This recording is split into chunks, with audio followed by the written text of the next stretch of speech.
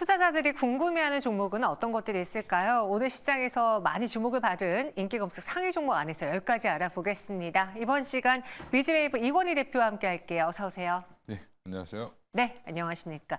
참 시장이 빠르게 움직이다가도 거래가 한산하면 테마도 움직이지도 않고 주도주도 없고 참 종목 고르기가 어려운 그런 시장인데요. 오늘의 10가지 주가 전망 맞춰보기 전에 지난주 성적표부터 보고 오겠습니다. 10개 중에서 8개 주가 적중을 해주셨고요. 적중률 80%에 달합니다. 오늘도 100%를 위해 노력해 볼게요. 10가지 종목 후보 보시죠. 오늘은 2차 전지와 자동차, 반도체, 해운, IT 장비, 금융, 제약바이오가 올라와 있습니다. 다시 또 테마가 다양해진 모습인데요. 어떤 종목인지 볼까요? 오늘 급등을 보여준 에코프로 13% 넘는 상승에 많은 이들의 관심을 끌었고요. 페노션과 포스코홀딩스, HMM이 올라와 있습니다. 오늘의 첫 번째 수상한 종목 후보 보시죠.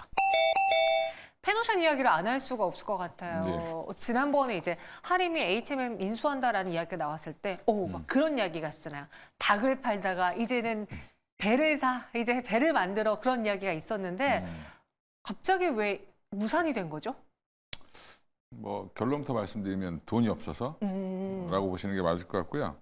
일단 지금 뭐 좀 더 이제 유식하게 말을 하면 이제 유상증자를 해야 되는데, 네. 그러니까 이제 하림 자체가 이제 페노션을 중심으로 해서 이제 HMM을 인수하려고 했는데, HMM이 공룡급이죠, 사실은.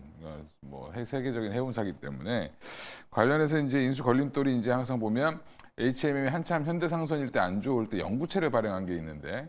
그 부분이 항상 그 문제가 됐고요. 또 하나가 하림이 돈이 없다 보니까 JLK 파트너스라고 해서 투자자를 받았습니다. 재무적 투자자를 받아서 그분들이 근데 문제는 투자를 하면서 네. 본인들의 권리를 주장하겠죠. 예, 그런 부분들을 일단은 그 산업은행 쪽이나 이쪽 매각 협상자 쪽에서는 조금 안 좋게 본 걸로 보고 있고요.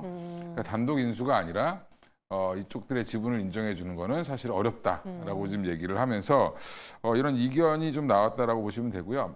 이러면서 사실은 이게 그러면 이 파트너사를 왜 끌어들였냐라고 보면 자금이 부족하기 때문에 그런 거고, 또 페노션이 그동안 다른 이제 해운주들이 막 올라갈 때 못 올라갔던 것도 보면 사실은 그것 때문에 그렇죠. 유상증자를 할까봐. 네. 예, 그러니까 유상증자를 할 수밖에 없는 뭐 투자자들이 바보가 아니기 때문에 다 투자법만 알죠. 그러니까 하림 그룹이 과연 여기를 HMM을 인수할 돈이 있는가 없는가를 다 따져봤는데 네. 사실 좀 어렵지 않겠냐라고 했는데 결국에는 결렬이 됐습니다. 그러니까 쉽게 말해서 HMM을 인수할 만한 자금 여력이 충분하지 않았기 때문에 그렇죠. 마지막 관문에서 탈락했다라고 봐야 되는데 이 소식을 페노션은 호재로 받아들였고요. 하림은 악재로 받아들였습니다. HMM 역시도 오늘의 주가 변동은 있지만 보합해서 장을 마쳤는데 이 이해관계에 쌓여있던 하림과 HMM, 페노션 앞으로의 주가는 어떨까요?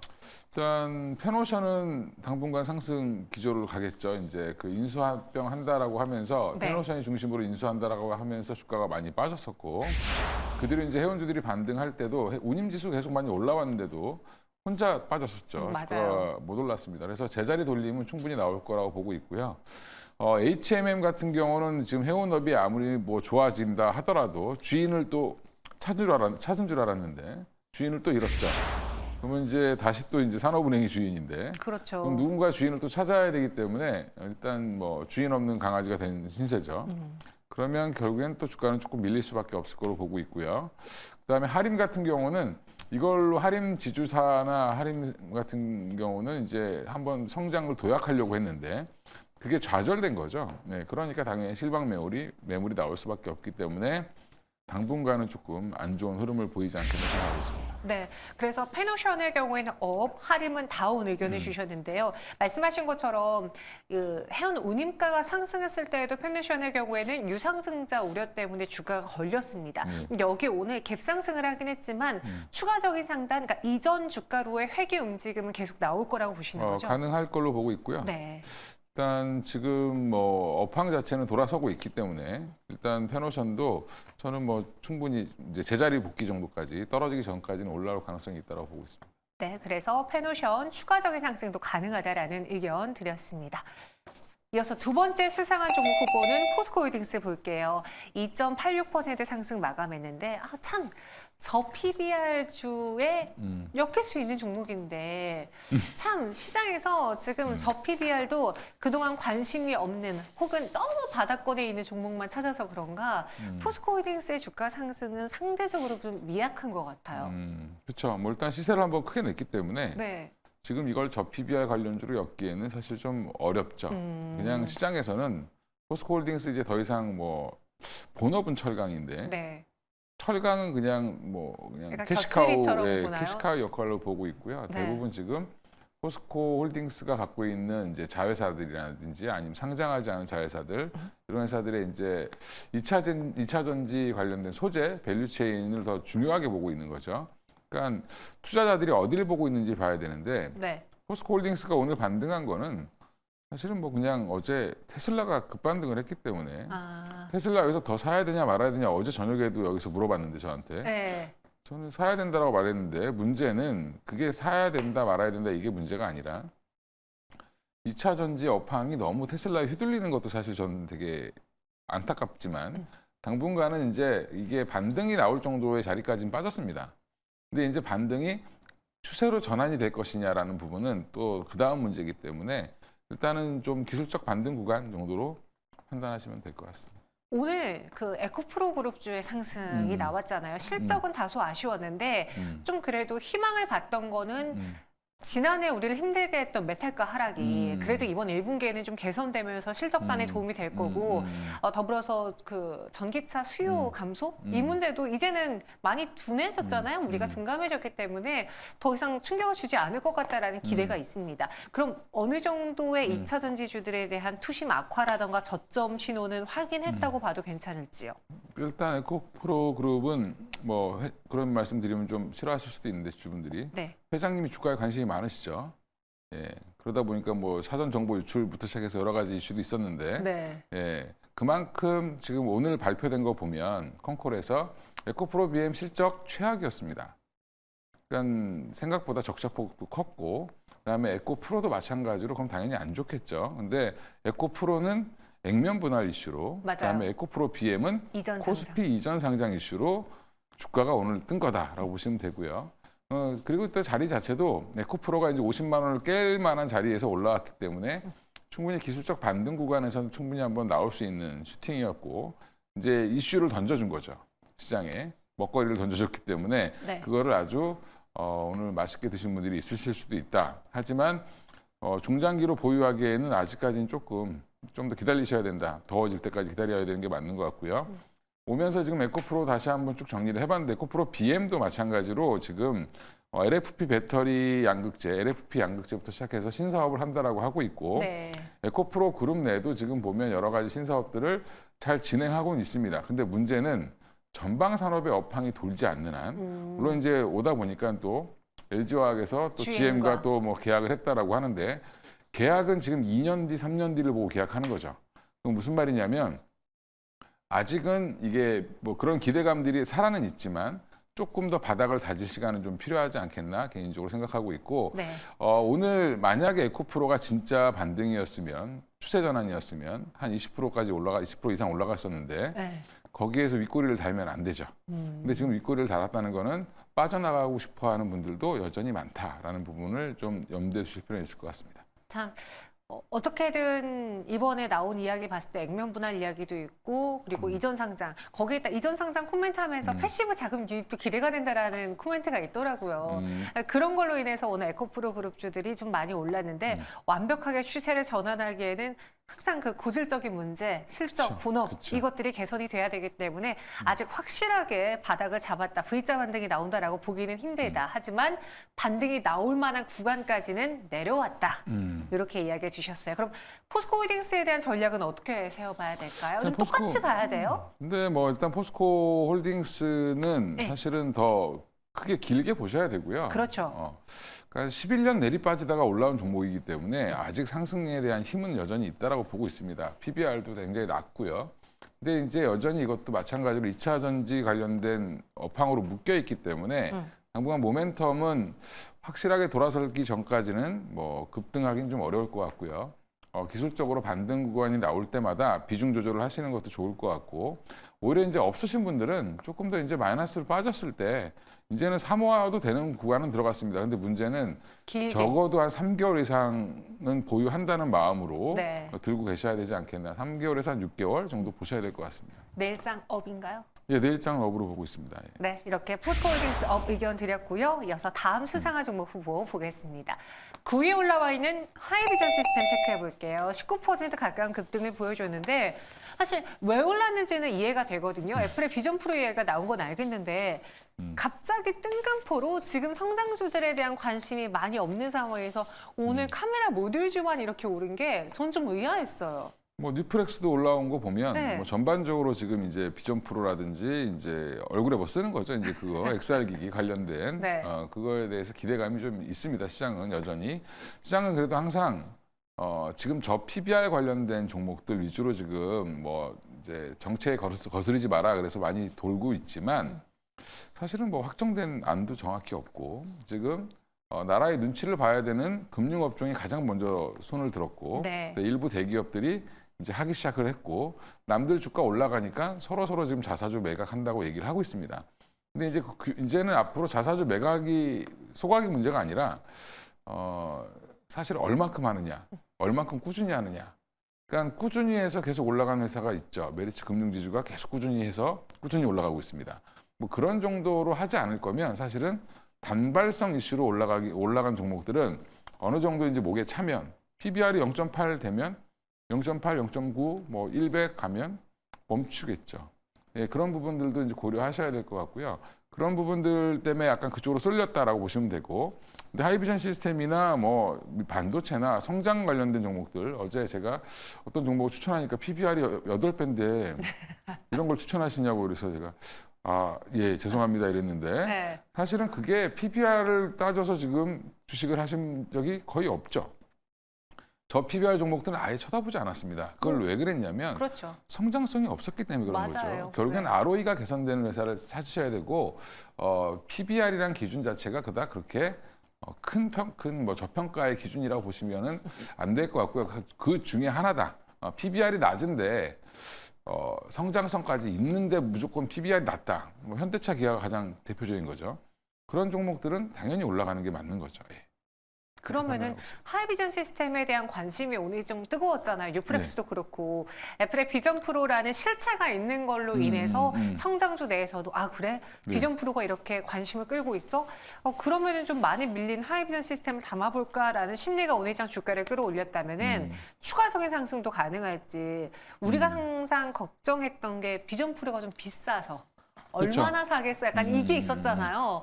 근데 마침 또 갤럭시 S24랑 또 비전 프로 뭔가 새로운 기기가 탄생하는 거에 대한 기대가 큰 것 같아요. 제가 굉장히 부정적으로 봤던 섹터인데 네. 400만 원, 500만 원 주고 누가 사겠냐 네. 이렇게 했는데 많이 사시더라고요. 네, 근데 제가 뭐 옛날 사람이어서 그럴 수 있겠지만 이제 지금 그거보다는 이게 비전 프로보다 이 XR 기기 시장 자체가 2D를 3D로 만들어줄 수 있는 프로그램이 생겨버렸죠. 네. 그건 지금 그 용어를 제가 까먹었는데 그것 때문에 지금 갑자기 뉴프렉스 같은 것들은 굉장히 지금 주목을 받고 있습니다. 비전 네네. 프로에 납품하지도 않는데 사실은 그러니까 그게 무슨 말이냐면 이 시장 자체가 애플이 비전 프로를 냈다라는 것 때문에 커진 게 아니라 결국에는 2D를 3D로 바꿔줄 수 있는 프로그램이 나오면서 그런 이제 기능들이 나오면서 이 소프트웨어에 대한 문제가 해결되고 그러면 예전 게임들을 할 수 있다라는 거 매력 그렇게 되면 사실은 조금 더 수요가 많지 않겠냐라고 지금 기대를 하는 거고 네. 지금 뭐 게임에 뭐 한 달에 돈 100만 원 쓰시는 분들도 많으시니까 충분히 가능한 수도 있겠다. 뭐 이렇게 또 거꾸로 한번 생각해 보면 주식을 너무 부정적으로 보면 사실은 또 투자를 못 하죠. 그래서 저는 아직 이쪽은 스타트 단계이기 때문에 숫자가 나오기 전까지는 언제든지 오르락내리락 할 수 있는데 변동성은 좀 클 수 있다라는 부분은 좀 고려하셔야 될 것 같습니다. 네. 그럼 이 하이비전 시스템 매일장 추가 상승 가능할까요? 예, 뭐 가능하겠죠. 하이비전 시스템 이제 공부해 보시면 네. 지금 신규 투자도 계속 하고 있는데 이게 단순히 XR 기기로 올라가는 게 아니라 전반적으로 카메라 수요는 증가하고 있습니다. 네. 근데 하이비전 시스템 제가 처음 알았을 때는 스마트폰 처음 나왔을 때 카메라가 이제 한두 개씩 달릴 때 카메라 검사 장비로 이제 유명한 회사였습니다. 그때만 해도 이런 뭐 중소형주 뭐 이렇게 했는데 지금 굉장히 회사가 커졌죠. 자회사도 뭐 피런티어부터 시작해서 자회사를 두고 있는데 회사가 이제 카메라 모듈 관련된 전문 회사로 이제 발돋움을 했고 지금도 투자 계속 하고 있고요. 자회사들도 잘 하고 있기 때문에 네. 저는 뭐 긍정적으로 보고 있습니다. 하이비전 시스템 추가 상승 가능하다라는 의견입니다. 이어서 마지막 수상한 종목 후보 볼게요. 카카오뱅크인데요. 역대급 실적이 나왔어요. 그렇죠. 네, 카카오뱅크의 실적 어떻게 보셨습니까? 그 전년 대비 34.9%라면 물론 이제 은행들 다 실적이 좋았습니다. 네. 그런데 카카오뱅크의 실적은 카카오뱅크가 처음에 시작했을 때 신용대출만 했었고 네, 사실 나라에서 허가해 줄 때는 신용이 좀 안 좋은 분들한테 좀 많이 빌려줘라 이렇게 해서 허가해 줬는데 사실 뭐 신용 안 좋은 분들한테 많이 안 빌려주죠. 똑같이. 적게 나오죠 대출량이. 네. 그리고 뭐 다른 데 알아보라고 자꾸 뜹니다. 예. 근데 이제 중개부터 시작해서 여러 가지 이제 하는데 저도 카카오뱅크를 이용해 보니까 최근 들어서 카카오뱅크가 뭐 요즘에 예금 금리가 또 올라가다 보니까 뭐 예금이라든지 적금이라든지 뭐 매일 적금, 네. 그다음에 수시 적금 오. 상품이 굉장히 많아졌습니다. 저도 그래서 재미로 하루에 3만 원씩 저금을 하고 있는데, 예, 이것도 되게 쏠쏠하게 재밌더라고요. 그래서 이제 자꾸 이제 들어와야 이제 어떻게 보면 플랫폼은 네. 사람들이 자꾸 들어와서 봐야 뭔가 견물생심이 생기는 건데 카카오뱅크가 이제 그것 때문에 돈을 번 건 아니고, 사실은 주택담보대출을 처음에는 안 했습니다. 근데 중간에 하게 됐죠. 네, 이게 그러면 지금 아파트 시장도 안 좋은데 담보대출이 되겠냐? 이렇게 얘기하실 수 있는데 카카오뱅크는 뭐 신규 대출보다는 기존에 있던 걸 갈아타는 대출을 주로 많이 가져왔고요. 맞아요. 신용대출도 갈아타는 걸로 많이 가져왔습니다. 많이 빼앗아 왔대요. 그러니까 한마디로 남의 떡을 계속 뺏어오는 지금 상황인데 그래서 지금 하나금융지주나 뭐 아니면 국민은행이나 뭐 이쪽에서 이제 싫어하시겠죠. 네. 근데 지금 잘 뺏어오고 있다. 이걸 이제 결과로 보여줬다라고 보시면 될 것 같습니다. 그럼 이 카카오뱅크는요 실적 좋았잖아요. 그리고 지금 금융주들의 경우에는 저 PBR에 대한 관심 그리고 말씀하신 것처럼 금융주 전체적인 실적이 좋은데 저 PBR을 주는 또 아니에요. 이 매력이 있다고 봐야 돼요? 아니면 좀 남들보다 다른 은행주보다 더디다고 봐야 돼요? 주가 전망은요? 일단 주가는 뭐 빠질 만큼 많이 빠졌다고 보시죠 대부분. 근데 사실은 PBR 계산해 보면 다른 은행주보다 비쌉니다 당연히. 왜냐하면 처음에 엄청난 성장주라고 생각하고 밸류를 그렇죠. 고밸류로 줬습니다. 근데 지금 그러면 여기서 더 뭐 PBR 가지고 따지면은 너무 비싸죠 사실은 아직도. 근데 여전히 저는 이제 성장주로 보시고 대응을 하셔야 된다라고 보시면 될 것 같고요. 이제 앞으로의 세대들, 지금 이제 뭐 저같이 이제 50이 다 된 사람도 이걸 쓰고 있는데, 그러면 이제 앞으로의 세대들이 과연 은행 창구에 가서 대출서에 사인하면서 빌릴 것이냐. 물론 은행들도 지금 좋은 것들을 이제 가져왔지만, 네. 카카오뱅크처럼 편하진 않습니다. 네, 그런 부분들이 조금 더 부각되지 않을까 싶습니다. 내일장? 업으로 보고 있습니다. 예. 네, 내일장 업 의견 드렸습니다. 전체 10가지에 대한 투자 의견 업앤다운 전망 한번 해볼게요. 보시죠. 오, H맨만 다운이고요. 나머지 9개 종목을 업 의견 주셨네요. 내일 시장의 반등을 예상하시는 것 같은데요. 그럼 여기서 베스트 종목은요?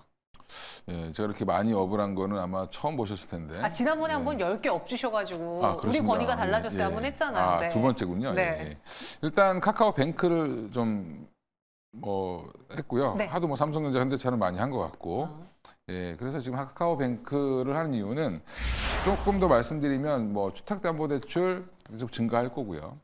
앞으로 이제 자라나는 이제 성인이 되는 분들이 과연 기존의 은행 이용할까 아니면 카카오뱅크나 뭐 토스뱅크 같은 것들을 이용할까를 가만히 생각해 보면 답이 있지 않을까 싶습니다. 그래서 일단은 뭐 당분간은 편리한 접근성이라든지 그 다음에 거부감 없는 은행하면 사실 조금 거부감이 좀 있는 분들도 있습니다. 대출 안 해주기로도 유명하고 옛날부터 가면 자꾸 뭐 서류 이것저것 내라 그러고 맞아요. 예, 뭔 서류를 그렇게 많이 내라고 하는지. 근데 요즘에 그런 게 거의 없어졌습니다. 그런 것들을 간소화했다는 부분에서는 저는 이제 카카오뱅크를 다른 은행들이 따라가지 않겠나 계속 생각하고 있습니다. 목표 주가는요?